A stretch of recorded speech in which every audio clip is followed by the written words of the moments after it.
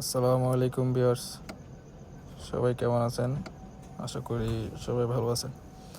আজকে একটা ভিডিও নিয়ে আসলাম সৌদি আরব মলেট, যেটাকে জেনারেটর বলা হয়। এটা হচ্ছে একটা সৌদির বাসায় লাইন চলে গেছে।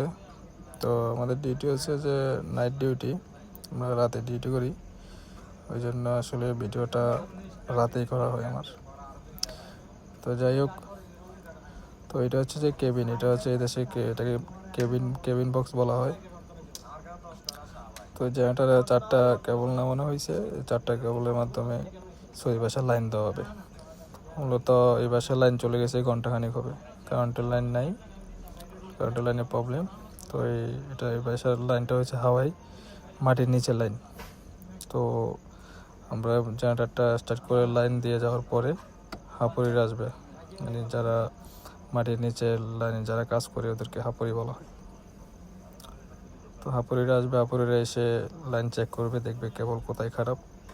তারপরে কেবল চেক করে পুরান কেবল কেটে নতুন কেবল লাগে। যতক্ষণ সময় লাগে, হয়তো 5 ঘন্টা লাগতে পারে, 1 দিন লাগতে পারে, কাজ করে যখন নতুন কেবল যখন লাগানো সম্পূর্ণ ক্লিয়ার হয়ে যাবে, তখন যে আমরা আবার এই জেনারেটারটা খুলে নিয়ে চলে আসবো। আর ততক্ষণ ধরে জেনারেটার চলতে থাকবে। এটাকে বলা হয় সৌদি ইমার্জেন্সি কাজ বলা হয়, কারণ সৌদিতে যে পরিমাণ গরম পড়ে, গরমের জন্য এটাকে ইমার্জেন্সি বলা হয়েছে। কারণ আধা ঘন্টা 30 মিনিট বা 1 ঘন্টা ঘরের মধ্যে থাকা সম্ভব না, যে পরিমাণ গরম পড়ে। এই জন্য কোনো বাসায় যদি লাইন চলে যায়, তখন তাৎক্ষণিক দ্রুত আমরা এই জায়গাটার মলেট নিয়ে চলে আসি বাড়িতে, এসে কেবল অ্যাডজাস্ট করে তারপর লাইন দিয়ে দিই। এটাই হচ্ছে মূলত আমাদের কাজ।